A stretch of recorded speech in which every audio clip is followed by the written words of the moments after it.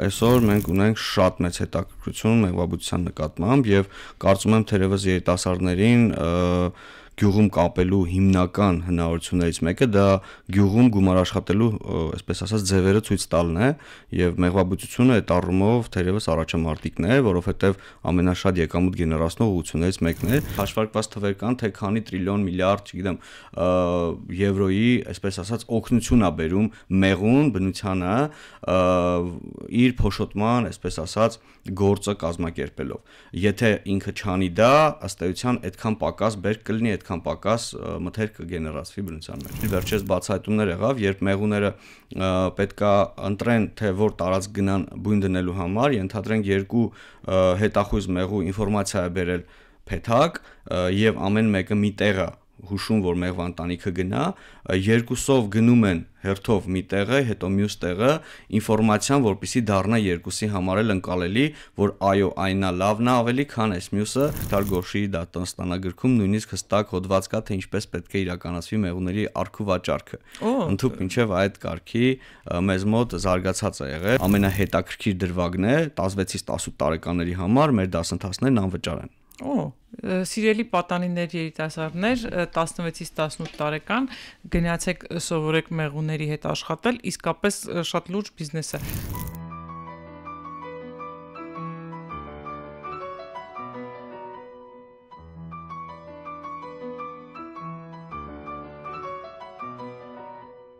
Հանրային ռադիոյի եթերում Արարատյան հայրապետական թեմի ինքնություն հաղորդումն է, բարև ձեզ, ես Նորեմին եմ։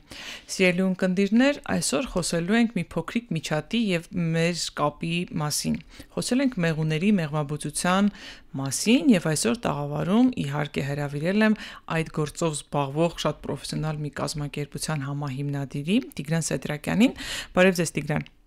Բարև ձեզ։ Տիգրան Սեդրակյան մեղվաբուծության դարբնոց գիտակրթական կենտրոնի համահիմնադիրն է եւ խորհրդի նախագահը։ Երբ որ ասում ենք մեղվաբուծություն ու դարբնոց, մի տեսակ ինչ-որ կոնտրաստ է առաջանում, ինչու հենց մեղվաբուծության դարբնոց։ Նախ Նոյմի ջան, շնորհակալություն հրավերի համար, շատ ուրախ եմ կրկին անգամ ձեզ տեսնելու համար։ Մեղվաբուծության դարբնոց, որովհետև մենք որոշեցինք մեր միջավայրում, մեր ընկերների, այսպես ասած, միջավայրում, մեր թիմի կազմում նախագծերը, պրոյեկտները, այսպես ասած, փորձարկենք,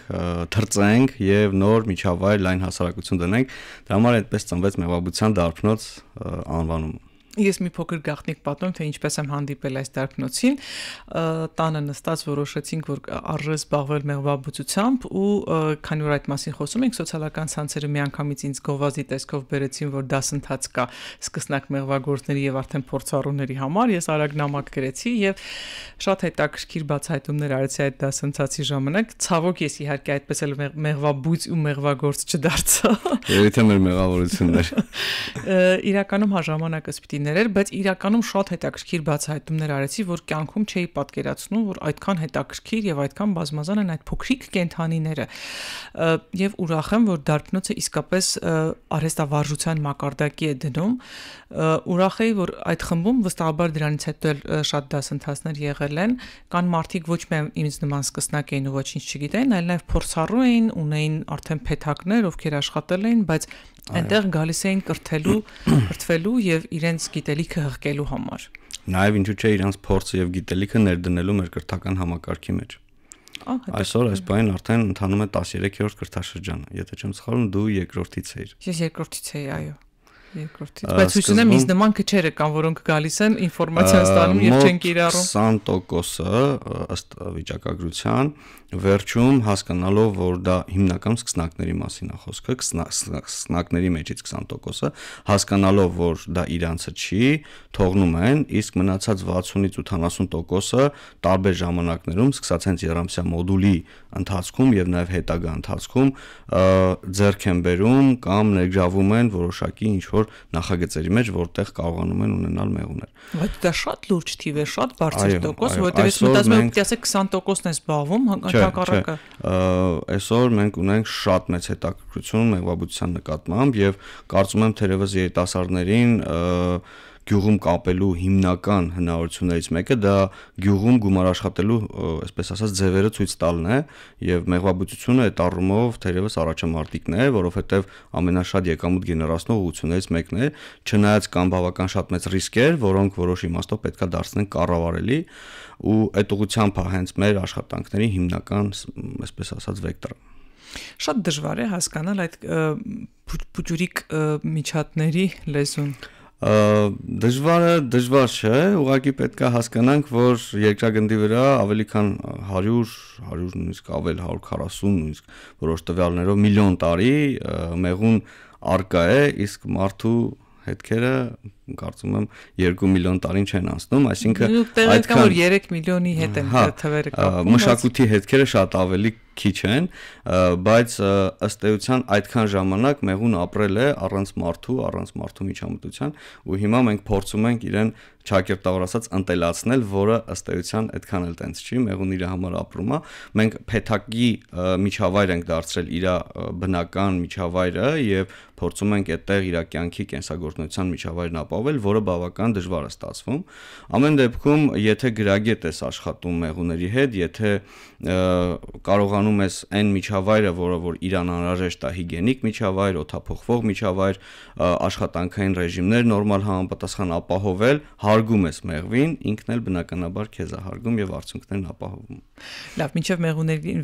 մեր ուղղված հարգանքի մասին խոսել, ուզում եմ այսպեսի միֆ կա, ուզում եմ հասկանալ, արդյոք մեղուների շնորհիվ է, որ երկրագնդը բուսական աշխարհը հատկապես շարունակում է գոյություն ունենալ, եւ եթե հանկարծ Աստված չանի մեղուները վերանան, ապա դա կբերի մեծ արհավիրքի։ Շնորհակալություն հարցի համար, ուրեմն դա այդ միտքը Էյնշտեյնից է եկել, որ եթե մեղուները վերանան, 4 տարի հետո երկրագունդը մարդկությունը կվերանա։ Իրականում որոշակի ճշմարտություն կա, որովհետև փոշոտման առյուծի բաժինը ըստ էության մեր մեղրատու մեղուների վրա է, հա, այսպես հիմնված, բայց միայն ինքը չի փոշոտողը, եւ բնության մեջ կան տասնյակ հազարավոր այլ փոշոտողներ, միևնույն ժամանակ այսօր տեխնոլոգիական հնարքներով նույնիսկ տարբեր միջավայրերում, ասենք ջերմատներում եւ այլն, հնարավոր է փոշոտման գործընթացները կազմակերպել, նույնիսկ քամին է փոշոտող հանդիսանում եւ այլ էլի կրկնվեմ տարբեր միջատներ եւ մեղուների վերացումը այդքան մեծ հետևանքների դժվար թե հանգեցնի։ Այո, միանշանակ, նույնիսկ հաշվարկված թվեր կան, թե քանի տրիլիոն միլիարդ, չգիտեմ, եվրոյի, այսպես ասած, օգնություն է բերում մեղուն բնությանը իր փոշոտման, այսպես ասած, գործը կազմակերպելով։ Եթե ինքը չանի դա, ըստ էության այդքան պակաս բերք կլինի, այդքան պակաս մթերք կգեներացվի բնության մեջ։ Հաջորդ միֆը, որ ուզում եմ ցրեք կամ հաստատեք, այն է, որ ժամանակակից տեխնոլոգիաները, հեռախոսային այդ ցանցերը, ռադիոալիքները վնասում են մեղուներին եւ ասում են, եթե 5G ցանցը հաստատվեց երկրագնդի վրա ավելի մեծ տարածություն, ապա մեղուները իսկապես կվերանան, որովհետեւ դա իրենց խանգարում է կողմնորոշվել տարածքում։ Իրականում Նոեմի ջան, մեղուներին խանգարող վնաս տվող շատ ուրիշ գործոններ կան, սկսած մարդկանց ուրբանիզացիայից վերջացրած թունաքիմիկատների օգտագործումը։ Այդ շղթայի մեջ ռադիոալիքների ազդեցությամբ մեղուների անկումները բավական քիչ թիվ են կազմում, ավելին ասեմ, մեր հայկական տիրույթում շատ քիչ է դա հետազոտված կամ գրեթե հետազոտված չի եւ ցավոք պիտի արձանագրեմ, որ գիտահետազոտական կենտրոններ չունենք, որ նման հետազոտություններ անեն եւ դրա մասին բարձրաձայնեն։ Հույս ունեմ, որ մենք կկարողանանք մոտակա տասնամյակում գոնե նմանատիպ սարքավորումներ կամ նմանատիպ հետազոտություններ անցկացնել, ասեմ, որ առանձին մեղվաբույսների դիտարկումներով նույնիսկ նման ռադիոկանալների տեղակայման վայրերում, այդ թվում նաև հենց մեր մեղվանոցում շատ մոտ տեղակայված որևէ տատանում որևէ խնդիր ես չեմ տեսել, կամ բնականաբար հետազոտություններ, որ որոշակի ազդեցություն ունենում են, կախված է դա նաև ըստ էության մոտիկությունից եւ դրա ուժեղությունից, հա, ռադիոալիքների, բայց առարկայական, որ հետազոտությունը այդ թվում հենց Հայաստանում որ արված լինի ու դրա արդյունքները ներկայացված լինեն, ես չեմ տիրապետում նման փաստաթղթին։ Իսկ հնարավորություն ունեցել են գիտնականները ի վերջո բացահայտելու, թե ինչպես են մեղուները կողմնորոշվում, ինչպես են ընտրում ծաղիկները, ինչպես են հետ վերադառնում, իրենց փեթակը չեն խառնում։ Իրականում մեղուների աշխարհը ահավոր հետաքրքիր է ու իրանց միմյանց հետ փոխհարաբերությունների, միմյանց շփումների, ինֆորմացիայի փոխանցման ձևերը բավական տարբեր են։ Բնականաբար օրինակ ամենասովորական մի օրինակը բերեմ, բարի տարբեր տեսակներ կան, հենց մեղուների կողմից ներկայացվող շարժումների տարբեր տեսակներ կան, որոնցից մեկը շատ հստակ վերծանված է եւ այդ բարի շարժումների, թևերի թափահարումների միջոցով եւ որոշակի ուղղությամբ շարժվելու միջոցով մեղուները փոխանցում են իրենց այսպես ասած գործընկերներին, թե որ ուղղությամբ պետք է թռնեն եւ ինչ հեռավորության վրա։ Դա այսպես ասած հաշվարկված է, չափված է, ստուգված է։ Կան այլ նաեւ ինֆորմացիայի փոխանակման ձևեր, որը որ քիչ ուսումնասիրված է։ Օրինակ, շատ հետաքրքիր վերջերս բացահայտումներ եղավ, երբ մեղուները պետքա ընտրեն, թե որ տարածք գնան բույն դնելու համար, ենթադրենք երկու հետախույզ մեղու ինֆորմացիա է բերել փեթակ եւ ամեն մեկը մի տեղ է հուշում, որ մեղվա ընտանիքը գնա, երկուսով գնում են հերթով մի տեղը, հետո մյուս տեղը ինֆորմացիան, որպեսզի դառնա երկուսի համար էլ ընկալելի, որ այո, այնա լավն է ավելի, քան այս մյուսը եւ ընդհանուր կոլեկտիվ որոշում է կայացվում գնալ այդ ուղղությամբ։ Իսկ ինչ չափանիշներով են որոշում, որ սա լավն է, թե վատը։ Տարբեր է չափանիշներն ըստ էության, հիմնականում հարմարավետությունը կապ ունի օդափոխության, տարածքի մեծության, ինչպես նաեւ որոշակի իմաստով անվտանգության հետ։ Այսինքն իրանց համար հասանելի լինի եւ օդափոխման հնարավորությունները շատ լինեն։ Ծաղիկների կամ բույսերի առատությունը կարևոր չի կամ ջրի առկայությունը։ Առաջի этаպում այդքան կարևոր չի լինում իրանց համար, բայց բնականաբար հետագայում ավելի կարևորվում է, որովհետեւ եթե ինքը բույնը սկսում է զարգանալ եւ տարածքը անբարենպաստ է լինում, ինքը հաստատ տեղափոխվելու է բնության մեջ ավելի բարենպաստ գոտի։ Իսկ բարձրության իմաստով, աշխարհագրական բարձրության իմաստով որ տարածքներում են իրանք ալշատում հարթավայրային, լեռնային, կիսալեռնային, բոլոր տարածքներում էլ մեղուների առկայությունը կա, ավելի բարենպաստ է համարվում նախալեռնային եւ մի քիչ ավելի հարթավայրային գոտիները եւ մեր աշխարհագրական դիրքը մեզ հնարավորություն է տալիս գրեթե բոլոր բարձրությունների վրա ունենալ մեղուներ, օգտվելով կլիմական փոփոխություններից, տարվա ընթացքում կատարելով տեղափոխություններ, ստանալ որոշակի բարձր բերքատվություն։ Իսկ մեղրի որակը տարբերվում է, ասենք հարթավայրային տարածքից հավաքած նեկտարից, թե ասենք նախալեռնայինից։ Այստեղ արդեն մեկ ուրիշ հարց է առաջանում, ինչ մեղրներ կան մոնոմեղրներ, որոնք որ մեկ ծաղկի հիմնական բաղադրիչով են, այդ մեղրները ավելի շատ հարթավայրային տարածքներին են բնորոշ, որտեղ նույն ծաղիկից շատ կա, այո, նույն ծաղիկից, որտեղ հնարավոր է լինում շատ ավելի ունենալ։ Հայկական տիրույթում մենք այդքան մեծ տարածքներ չունենք ըստ էության, որ հնարավոր լինի շատ տեսակներով մոնոմեղրներ ստանալ, միածաղկային մեղրներ ստանալ, բայց հնարավոր է ըստ էության կազմակերպել դա, եթե դու մի քանի հեկտար տարածք նույն ծաղկի տեսակով ես այսպես ասած ցանում եւ ստանում այդ ծաղիկները, հնարավոր է դա ստանալ, իսկ ավելի նախալեռնային եւ լեռնային գոտիներում ավելի շատ բազմածաղկային վիճակ է,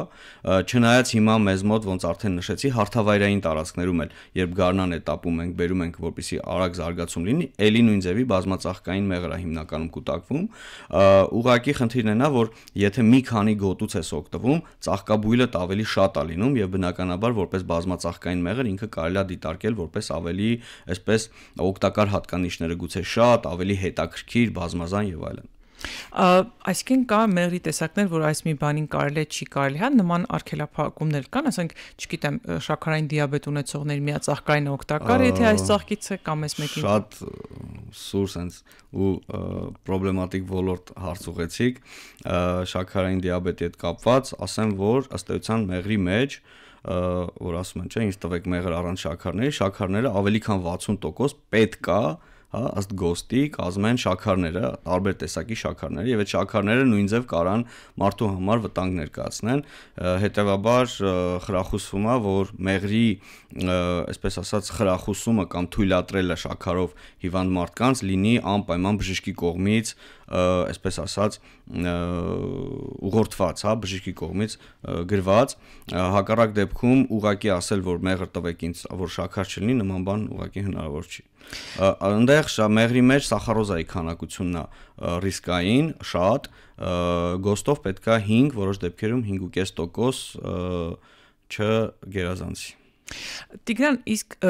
մեղրը կենթանական ծագում ունեցող սննդամթերք է, թե բուսական ծագում ունեցող։ Այդ որպես եկեղեցում աշխատող մարդ ինձ այդ հարցը շատ են տալիս ու մարդիկ հատկապես պահքից առաջ, պահքի ընթացքում հարցում են՝ կարելի է մեղր ուտել պահքի ժամանակ։ Շնորհակալություն հարցի համար։ Էլի որոշ իմաստով վիճելի հարց է, բայց այսպես ասած վաղուց հայտնի է, որ մեղրը դա մեղուների կողմից ծաղիկների քաղցրամ նեկտարի հավաքելու process-ն է, որը նաև շարունակաբար ֆերմենտների ավելացման միջոցով, մեղուների կողմից արտադրված ֆերմենտների միջոցով արդեն այսպես դառնում է խառը մի հատ product,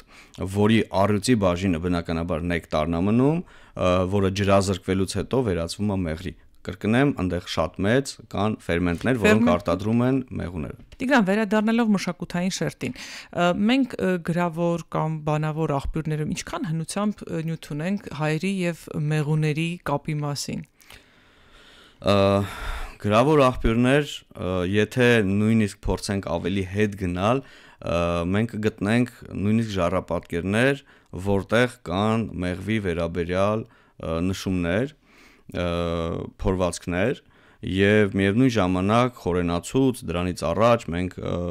պատմագրության տարբեր դրվագներում ունենք շատ հիշատակումներ, ինչպես մեղվաբուծության, այնպես էլ մեղրի առքու վաճառքի վերաբերյալ, ընդ որում Մխիթար Գորշիի դատաստանագրքում նույնիսկ հստակ հոդված կա, թե ինչպես պետք է իրականացվի մեղուների առքու վաճառքը։ Ընդհանուր մինչև այդ կարգի մեզ մոտ զարգացած է եղել եւ ցավոք պիտի արձանագրենք, որ եղեռնի տարիներին մեր ամբողջ մեծ ահռելի պոտենցիալը մնաց տեղում, եթե օրինակ մեծահարուստ հայերը կարողացան որոշ չափով իրենց անասունները այս կողմ այն կողմ տանել, ոմանք փորձելով մեղուների հետ աշխատանք անել, որևէ բան չստացվեց։ Մենք հիմա մեր ընտանիքներում բոլորս գրեթե ունենք նախկին, ասենք, պապիկ, տատիկ, քեռի, հորաքույր, որ զբաղվում են մեղվաբուծությամբ, իսկ պատկերացրեք ինչքան շատ ա եղել առաջ արմատացած դա մեր մշակույթի մեջ, մեր կենցաղի մեջ, որը ցավոք ամբողջությամբ մնաց Արևմտյան Հայաստանի տարածքում։ Ամեն դեպքում փորձում ենք հիմա վերականգնել մեղվաբուծական այդ մասնագիտությունը եւ այդտեղ դուք շատ մեծ աշխատանքներ եք անում։ Հիմա ուր եք հասել։ Տեսեք, սկզբից մենք որոշեցինք նախագծեր իրականացնել, ծառայություններ մատուցել, ինչ որ գործեր անել, հասկացանք, որ ունենք կրթական լուրջ բացեր եւ մեղվաբույծ դառնում են ուղակի տատիկ պապիկից ինչ-որ բան սովորելով, հարևանից ինչ-որ բան սովորելով, հասկացանք, որ պետքա կրթական համակարգ, ցավոք սրտի ինստիտուցիոնալ կրթական համակարգի բացը եկավ լրացնելու արդեն ոչ ֆորմալ կրթությունը։ Մենք փորձեցինք այդ ոչ ֆորմալ կրթական միավորը ստեղծել ու այսօր արդեն 13-րդ կրթաշրջանն է ընթացքի մեջ, դասընթացների էտապն անցնելուց հետո երամսյա դասընթացներ են, մեղվաբույծը ստանում է մեղվաբույծի որակավորում, մասնակիցը ստանում է մեղվաբույծի որակավորում, այնուհետև հնարավորություն ունենում ընդգրկվել մեր փակ միություն, այսպես ասած, մեր ակումբ, որտեղ տարատեսակ նախագծեր են իրականացում, ինչի մասին սկզբում ասեցի, եւ այդ նախագծերը արդեն ներկայանալի տեսքի գալուց հետո դրանք լայն հասարակության ենք ներկայացնում կամ այդ ծառայությունները արդեն կարողանում ենք իրականացնել ակումբից դուրս։ Այդ ծառայություններից է օրինակ մեղուների առքու վաճառքը, որը որ հայկական միջավայրում իրականացվում է ավանդական փեթակային մեխանիզմներով, իսկ ամբողջ աշխարհը վաղուց դա իրականացնում է մեղվի ծրարների միջոցով, եւ արդեն երրորդ տարին է թերևս մենք մեղուների առքու վաճառք իրականացնում ենք մեղվի ծրարներով։ Ծրարը ինչ է։ Ծրարը փոքրիկ տուփ է, այո, ռուսերեն փչելոպակետ, փոքրիկ տուփ է, որի մեջ տեղավորվում է 4, 5 կամ 6 շրջանակ մեղու եւ հարմարավետ լինելով լոգիստիկ տեղափոխման առումով մեծ ծավալ չի զբաղեցնում, հնարավորություն է տալիս երկար ճանապարհ գնալ եւ ստեղծում է հարմարավետ միջավայր, որ մեղուները չվնասվեն։ Միևնույն ժամանակ ավելորդ շրջանակներ, դատարկ շրջանակներ կամ անվերահսկելի հիվանդությունների տարածում կամ մեղուների ավելորդ վնասվել, շոկեխաշվել տեղի չի ունենում։ Մի խոսքով մեխանիզմ է, որի միջոցով ավելի արդյունավետ է կազմակերպվում մեղուների առքու վաճառքը եւ որպեսզի պատկերացնեք ծավալային իմաստով, ուղղակի 2021 թվականի տվյալին եմ տիրապետում, ԵԱՏՄ միջավայրում բավական մեծ չափով շրջանառվում է մեղվի ծրարներով մեղուների առքու վաճառքը, հա, եւ միայն Ուզբեկստանը տարեկան արտահանել է 21 թվին 310,000 մեղվի ծրար։ ԵԱՏՄ միջավայր։ Հայկական տիրույթում մենք արդեն 3-րդ տարին աշխատելով ամեն տարի ավելացրել ենք մոտ 400-ից 500 մեղվի շրջանառություն, առաջի տարին իրականացրել ենք գրեթե 400 ծրարով շրջանառություն, երկրորդ տարին 800, այս տարի հույս ունեմ 1000-ը կանցնենք եւ ավելին դեռ մի բան էլ, եւ խնդիրը կայանում է նրանում, որ եթե մենք ուզում ենք հայտ ներկայացնել արտահանման համար կոնկրետ մեղուներ, մեզ պետքա շատ կարճ ժամանակում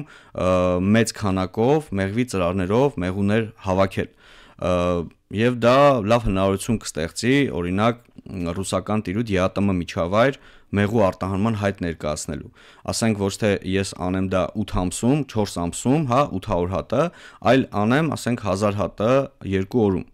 Իսկ դա սարի ետևում չի, դա հնարավոր է, եթե սովորենք, եթե աշխատենք եւ եթե սովորենք ճիշտ մեղուների առաքումը կազմակերպել։ Իսկապես շատ լավ հնարավորություն է, շատ լավ բիզնես գաղափար, որը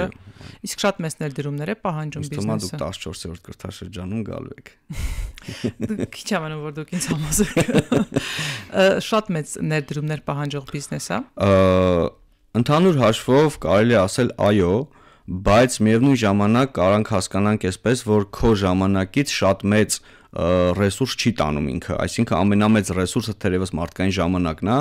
եւ շաբաթական 1-2 օր զբաղվելով դու կարող ես հավելյալ եկամուտի աղբյուր գեներացնել։ Ընդ որում ավելորդ տարածք ունենալու խնդիր այս պահին չկա, որովհետեւ մենք օրինակ հիմա ակումբականների համար ունենք շատ հետաքրքիր նախագիծ, մեղվակայան նախագիծը, մենք գտել ենք Հայաստանում հնարավոր տարածքներ, որոնք եւ մեզ են ձեռնատու եւ նաեւ այդ տվյալ տարածքի տիրոջն է ձեռնատու, որ այդտեղ մեղուներ լինեն եւ իր անվտանգային համակարգը, ցանկապատը,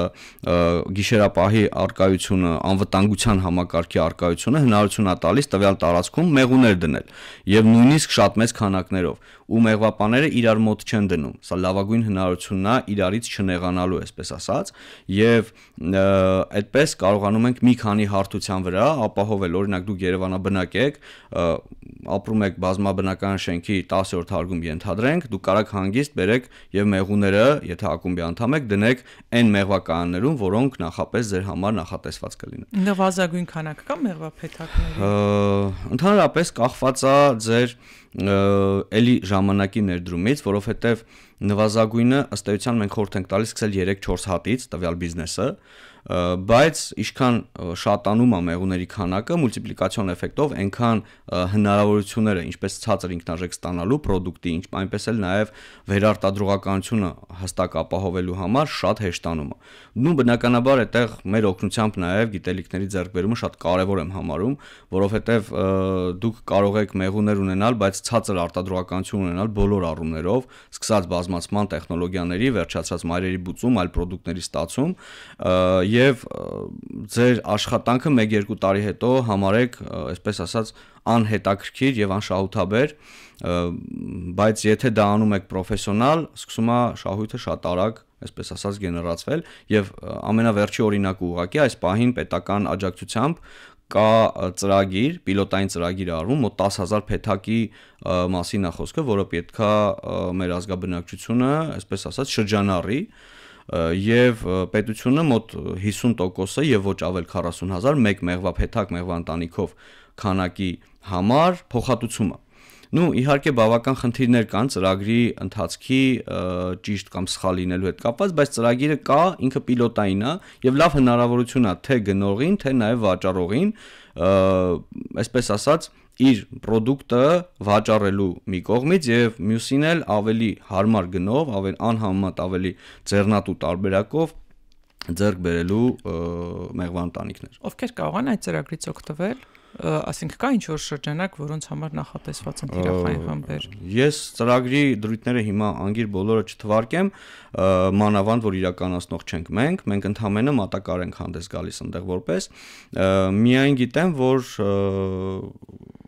ֆիզիկական անձինք պետք է անպայման որպես իրավաբանական անձ դառնան գնումը կատարելուց, այսինքն անհատ ձեռնարկատեր պետք է գրանցվի գնումը կատարելուց, բայց դա տենց մեծ խնդիր չի։ Միակ խնդրեմը այս դեպքում, որ գյուղաբնակը միշտ մտածում է ածս ինչի սա պետք բան, բայց միևնույն ժամանակ որպես արդեն կազմակերպության ղեկավար նշեմ, շատ կարևոր է, որ դու գնումը կատարելուց կարողանում ես դա հիմնավորել։ հիմա արդեն հարկային քաղաքականություն նրան է գնում, որ բոլորը կարողանան հիմնավորել եւ այս պարագայում հավասար պայմաններում գործարարի համար ավելի ձեռնատու է լինում գնել այն մարդուց, ով որ իրավաբանական անձ է Եվ հարկատեսակների խնդիր կա այնտեղ բան, բայց ամեն դեպքում իրավաբանական անձից գնելը շատ ավելի այսօր հիմք ցույց տալու հնարավորություն է տալիս։ Այս առումով կարծում եմ, որ այս հարկային քաղաքականությունը, որ ընթանում է, պետք է մի քիչ ավելի պարզեցնել մեր ազգաբնակության համար, հատկապես ծրագրի թիրախում գտնվող մեղվաբույծների համար, ովքեր ուզում են ծրագրից օգտվել, բայց խնդիրներ ունեն։ Մենք որպես մատակար հանդես գալով փորձում ենք մաքսիմալ այն մարդկանց, ովքեր դեպի մեզ գալիս են եւ ցանկանում են ճշտումներ անել, թե ինչ է պետք, ոնց է պետք, մաքսիմալ փորձում ենք օգտակարնել։ Դե իհարկե մեր ակումբի անդամներն էլ պարբերական, այսպես ասած, քննարկումների մեջ լինելով, ամենամսյա ժողովներ, հանդիպումներ, on-line քննարկումներ, այսպես ասած, ակումբի ներսում իրանք այդ պաշտպանվածության զգացումը ունեն։ Հարցերի պատասխանը միանգամից իրանք ստանում են։ Այսինքն մեղվաբույծների ասոցիացիայի նման մի բան եք նաև, որ իրար իրավունքները պաշտպանում։ Հա, բայց ասոցիացիա ասել չենք ցանկանա, որովհետև գոյություն ունի մեղվաբույծների ասոցիացիա Հայաստանում առանձին։ Մենք մեր համար միավոր ենք ստեղծել եւ մենք մեր համար ոչ ֆորմալ կրթություն ապավելուց հետո նորից այդ թվում ոչ ֆորմալ միջավայր ենք ստեղծել քարտերով, համակարգ այսպես ձևավորված։ Ես գիտեմ, որ դուք նաև օգնում եք մեղուների հիվանդությունների բուժման հետ կապված հարցերում, չէ՞, շտապօգնության նման գնում եք այդ Այո, ես շեշտեմ, որ շտապօգնության երկու տարբերակ ունենք։ Առաջինը ներքին գործերի նախարարության հետ մենք ունենք պայմանավորվածություն, որ եթե լինի մեղուների, կրետների որոշակի ահազանգ, մեզ դիմեն եւ մեր խնդիրն էր, որ թույլ չտանք, որ հրշեջները ջրով, սատկացնեն մեղուներին եւ գնանք վերցնենք ու այդ վերցնելուց էլ այդ ծառայությունը մատուցող ակումբի անդամը տվյալ դեպքում, ասենք, չգիտեմ, որտեղ որ կլիներ, որ մարզում կլիներ կամ որ քաղաքում կլիներ, իրան գնար դա որպես այդ աշխատանքի փոխհատուցում, բայց պարզվեց, որ ավելի շատ մեր ազգաբնակչությունը վախենում է ոչ թե մեղվից, այլ վախենում է կրետներից եւ մեր ահազանգերի գերակշիռ մասը դա կրետներով ահազանգեր են, հատկապես նոր կառուցվող շենքերում, էլիտար շենքերում եւ տարեկան ասենք 30 ահազանգից ավելի քան ասենք 2-3-ը լինում են մեղուներ, մնացած 25-27-ը լինում են կրետներ։ Սա 911 ծառայության շրջանակներում ու դա իրականացում է անվճար, ամբողջը իրականացում է անվճար եւ մեր ակումբականների ջանքերով։ Կրետները մեղր չեն արտադրում։ Ոչ։ Եվ նույնիսկ մեղվին վնաս են տալիս ավելի շատ։ Այսինքն իրանց պետք է գնալ սատկացնել։ Բնապահպանները չլսեն։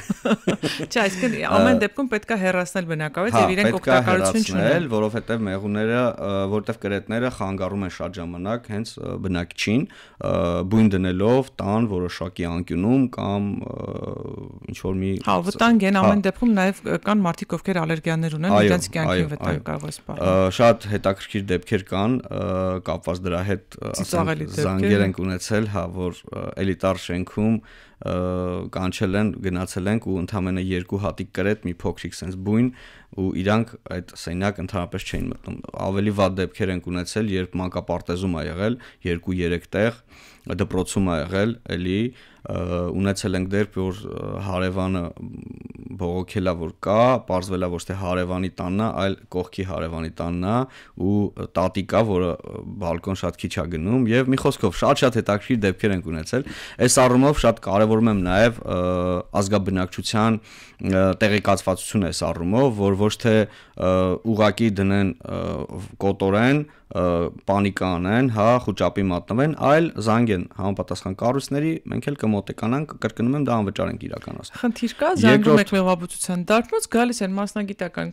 օգնությունը ցուցաբերում են, գնում են։ Այո, շատ այսպես յուրահատուկ է ստացվում, երբ դու օրինակ փողոցում ա լինում դեպքը, կանչել են, ահազանգել են, դու գնում ես այդ ամբողջը հագնում ես էկիպիրովկով, մոտենում ես, բոլորը նայում են, թե ինչ աստեղ կատարվում է։ Հաճախ օրինակ տես դեպքերում, օրինակ 911-ը գնում է իր մեքենայով, շատ հասկանում են, որ խնդիր կա, իսկ մենք գնում ենք մեր սովորական մեքենաներով ու չեն պատկերացնում, էս ինչ է կատարվում, էլի։ Տիեզերագնացի տեսքով։ Երկրորդը դա արդեն մեղվաբուժական, կոնկրետ անասնաբուծական ինսպեկցիոն ծառայությունն է, որը արդեն 2.5 տարի է գործում է Հայաստանում, շնորհիվ մեր ակումբի ունենք թիմ, որը որ ավելի նեղ մասնագիտացել է մեղվուների բուժման տեխնոլոգիաների վրա եւ ունենք մասնագիտացված ծառայություն։ Ունեք խնդիր, զանգահարում եք, այ հիմա օրինակ գարունը բացվել է եւ բազմաթիվ են անկումները։ Փորձում են հասկանալ անկումներն ինչից է եւ մեղուների անկումները։ Այսինքն սատկում են մեղուները։ Այո, մենք խուսափում ենք սատկել բառը օգտագործել, որտեղ մենք մեղուներին շատ ենք սիրում եւ մեղուներ ջան, ներողություն, ես իսկապես չի ուզում ձեզ նեղացնեմ Darpnos-ի անդամներին եւ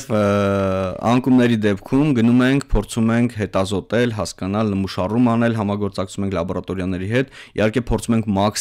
մաքսիմում նվազեցնել ծախսը, որովհետև լաբորատոր հետազոտություններն ինքնին արդեն որոշակի ծախս են ենթադրում, բայց 2.5-3 տարին արդեն շրջանառվում ծառայությունը ու ունենք շատ լավ արդյունքներ։ Խնդիրը կայանում էր նրանում, որ առաջ եթե դու օրինակ գյուղում ապրում ես, գյուղաբնակ ես, ունես անասուններ, հավ, ճագար, դու կարող ես գտնել մասնագետ, ով դրանց վերաբերյալ կտա ինֆորմացիա։ Ինչ հիվանդ է, ինչ դեղապետք, ցավոք սրտի մեղվի համար մենք մասնագետներ չունեինք եւ մեր agrarային համալսարանը ավարտելուց հետո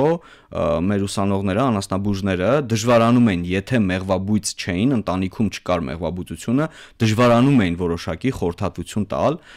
Այս առումով այս ծառայությունը ճիշտ է, դժվար է ներդրվում, բայց շատ կարեւոր եմ համարում։ Դժվար է ներդրվում մի պարզ պատճառով, որովհետեւ մենք բոլորս ավելի հավատում ենք նկարի տակ գրված կոմենտին, ավելի հավատում ենք, չգիտեմ, ոչ մասնագետ 3 կարծիքի, քան մասնագետ 1 կարծիքի։ Սա լուրջ խնդիր է, բայց արդեն ժամանակի ընթացքում տված արդյունքները եւ գտնված լուծումները, այսպես ասած, այդ հիվանդությունը կա, բուժման ուղղություն առաջարկում ենք, նաեւ բուժման ծառայություն ենք առաջարկում, այդ ամբողջը բերում է նրան, որ սկսում է ծառայությունը պահանջարկ վայելել։ Նաեւ ունենք մեղվանոցի աուդիտ, պատկերացնում եք, այսինքն սկսած մեղվապահի գրագիտությունից, վերջացրած հիգիենա, վերջացրած մեղվի վիճակ, ամեն ինչը։ Իսկ գնալու եք մեղուներին, ասեք, բերեք ձեր հաշվապահական թղթերը եւ մենք ստուգում ենք։ Մեղվանոցային տնտեսության համալիր հետազոտություն, փակագծում աուդիտ։ Այդ ամբողջը իրականացնում ենք, շատ հետաքրքիր դրվագներ ունենք բիզնեսմենների կողմից ներկայացված, իրանք ստեղծելով տնտեսություններ, հետագայում խնդիրներ են ունենում մեղվաբույսների հետ, վստահության խնդիր կա, գրագիտության պակասի խնդիր կա, համագործակցության խնդիր կա եւ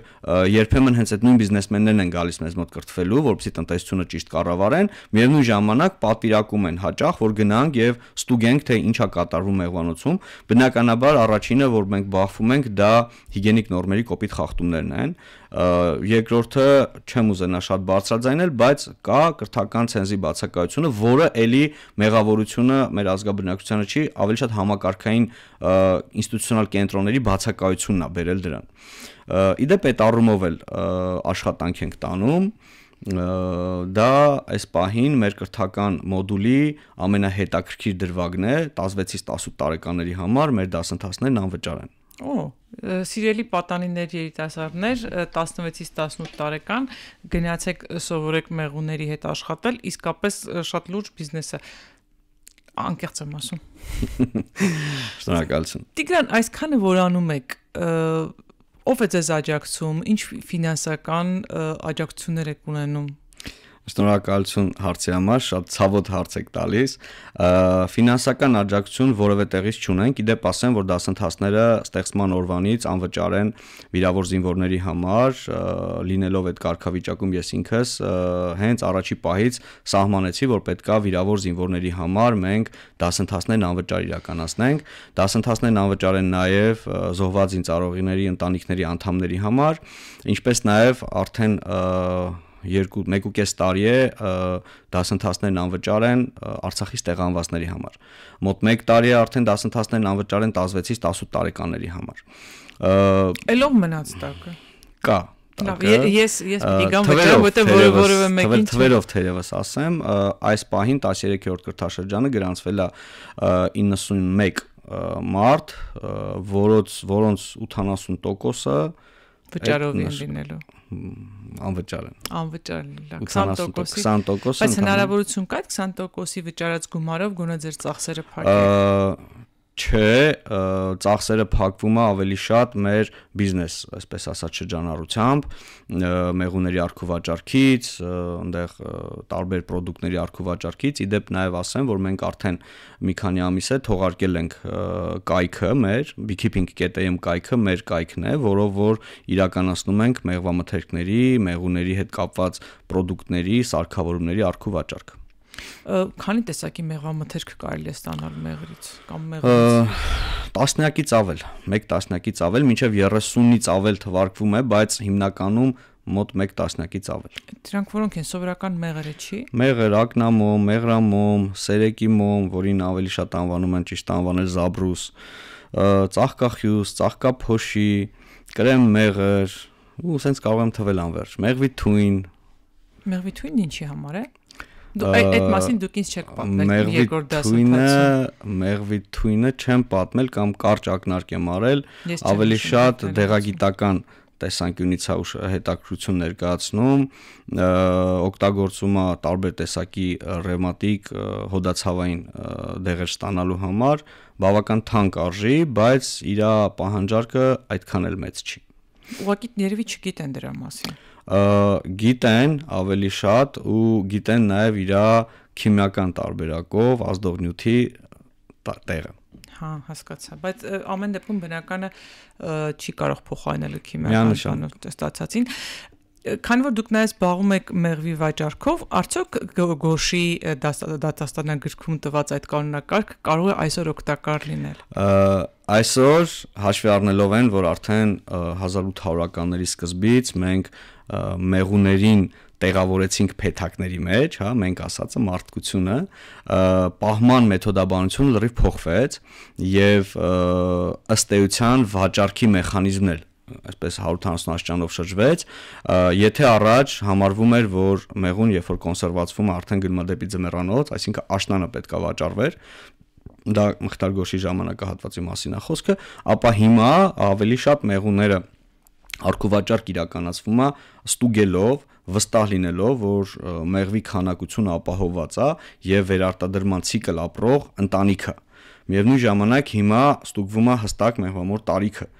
որը որ համապատասխան նշագրման միջոցով պարտադիր պետք է արված լինի, որպեսզի կարողանանք մեղուներին տեղափոխություն իրականացնելուց ֆիքսենք, որ այս տարիքի մեղվամայր է եւ այս քանակով, այսքան ուժգնությամբ մեղվանտանիքը։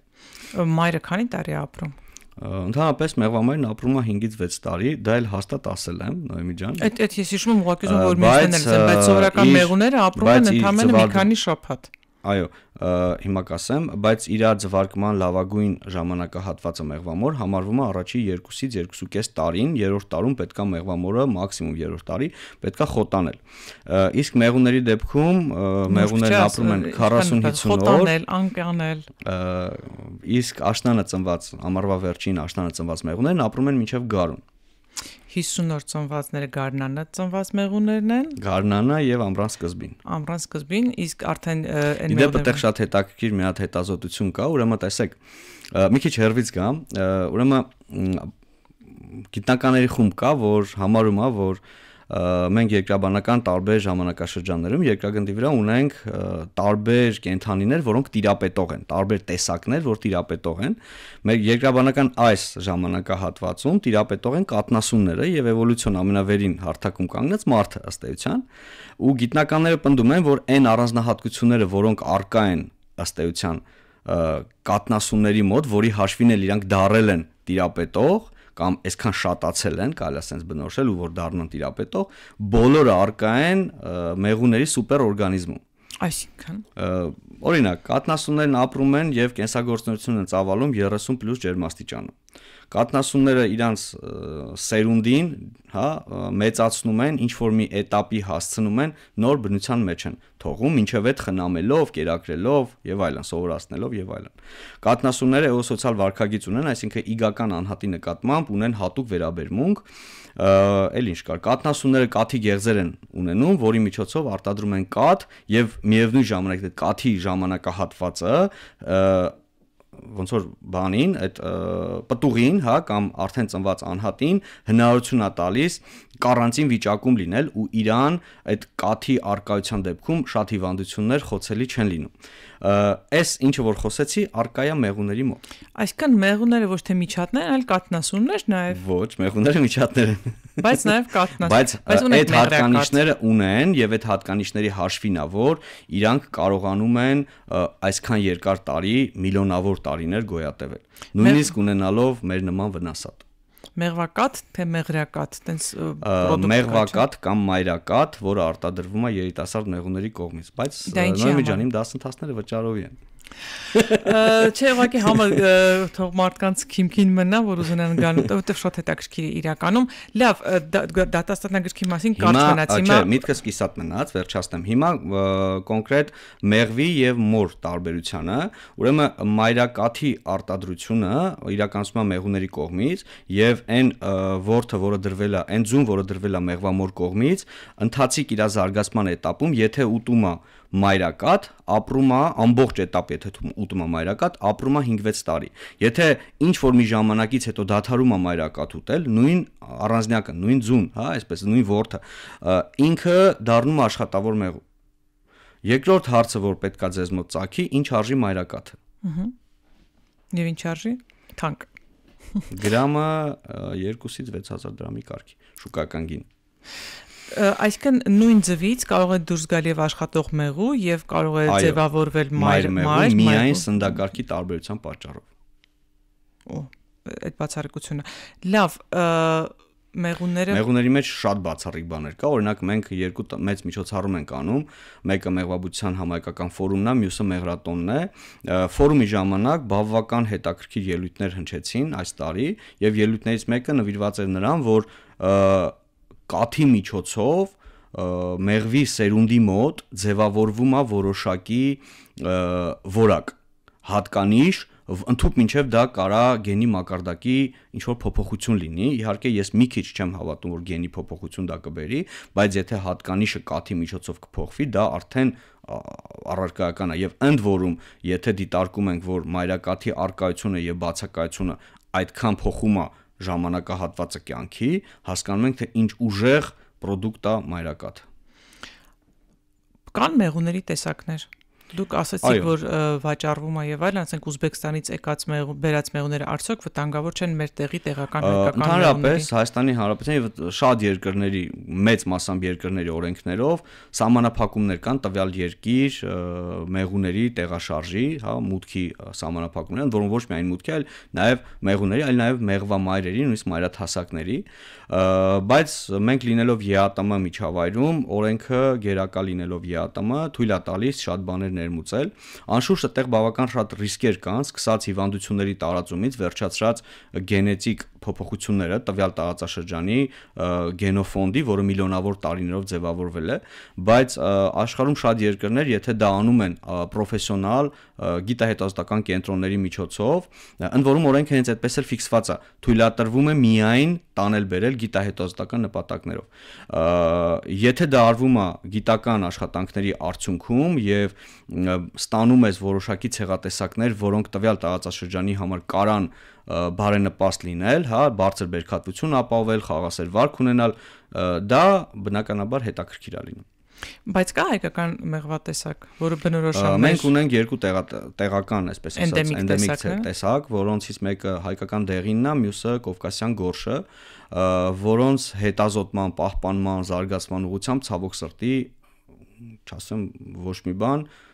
գրեթե ոչ մի բան չի արվել։ Բայց կարիք ունի դա պահպանման։ Վիճելի է, որովհետև այս պահին արկա ցեղատեսակները գուցե լավը լինեն, բայց միևնույն ժամանակ, եթե մենք կարողանայինք մեր դեղինը պահպանել, զարգացնել եւ իր որակական հատկանիշները բարելավել, գուցե նաեւ ավելի լավ արդյունքներ ունենայինք։ Այդպիսի օրինակ կա աշխարհում, իտալական ցեղատեսակը, իտալացիները կարողացել են էլի դեղին պահել, զարգացնել, խաչասերել եւ ստանալ հետաքրքիր լինիաներ։ Նկատի ունեմ նրանց քանակը քիչ է, որը վտանգ կարող է բերել իրենց վերացման։ Թերևս վերացած են, որովհետև մեղվի բազմացումը, սերմնավորումը տեղի ունենում օդում եւ ըստ էության մինչև 15 բորի հետ ինքը կարողանում է սերմնավորվել ու եթե տարածաշրջանում հայտնվում է թեկուզ 1 առանձնյակ, արդեն հարցերը լուրջ են։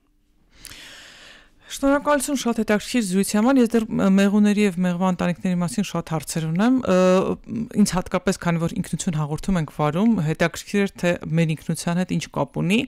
բացի այն խոսեցինք իհարկե դատաստանագրքի եւ ժայռապատկերների մասին, արդյոք բավականաչափ գրականություն ունենք, որ կարող ենք պատկերացում կազմել, թե մեր նախնիները ինչպես են զբաղվել, ինչ են արել, ինչեր են ստացել մեղուների այդ հրաշք արտադրանքի ինքնության հետ կապված շեշտեմ, որ շատ դեռևս հնարավոր, այսպես ասած, ժամանակներից կա գրականության մեջ մեղուների մասին հատկապես բժշկագիտության տեսանկյունից եւ հատկապես խոհանոցային, բաղադրատոմսերի տեսանկյունից նյութեր, որոնք դեռ շատ պետք է ուսումնասիրվեն, որտեղ շատ օգտագործվել է ինչպես մոմը, ակնամոմը, այնպես էլ հենց մեղրը շատ օգտագործվել է ու այս տեսանկյունից շատ կարևորում եմ նաեւ մեր շատ մեծամեծ գիտնականների հետաքրքրությունը այդ ոլորտի նկատմամբ, ինչպես մեղվաբուծության, այնպես էլ մեղվամթերքների նկատմամբ եւ հատկապես որպես հասարակարգ համատություն իրականացնելուց ուզում եմ մեջբերել ականավոր գիտնական Գրիգոր Գուրզադյանի խոսքերը, ուրեմն համեմատության մեջ դնելով մարդ հասարակության եւ մեղվա հասարակության, այսպես ասած, հարաբերությունները, ֆիքսվում է, որ մարդու դեպքում, մեղվի դեպքում բջիջը լցվելուց հետո երբեք սերեկելուց, այսինքն փակելուց բջիջի բանը, մեղուն իր անունը չի գրում։ Այդ մեղրը հասարակության համար, իրանց հասարակության համար, իր մեղուների համար, բայց երբեք իր անունը չի գրում։ Իսկ մարդու դեպքում բոլոր հնարավոր տարբերակներով մարդը փորձում է ցույց տալ, որ դա իր արածն է։ Այս տեսանկյունից մենք շատ բան ունենք սովորելու մեղուներից եւ հատկապես, որ գնահատում ենք, երբ որ խայթելուց հետո ինքը մահանում է, այս շատ կարևոր պահ է ու պիտի հասկանանք, որ չպետք է թույլ տանք, որ մեղուները շատ վնասվեն դրանից, հնարավորինս խաղ աշխատենք իրանց հետ։ Միևնույն ժամանակ էլի շեշտադրելով այդ հանգամանքը, պատկերացրեք ինչքան այլ կլներ մարդկային հասարակությունը, եթե մարդը դիմացինին վատ բան անելուց կորցներ իր կյանքի համար շատ կարևոր բաներ։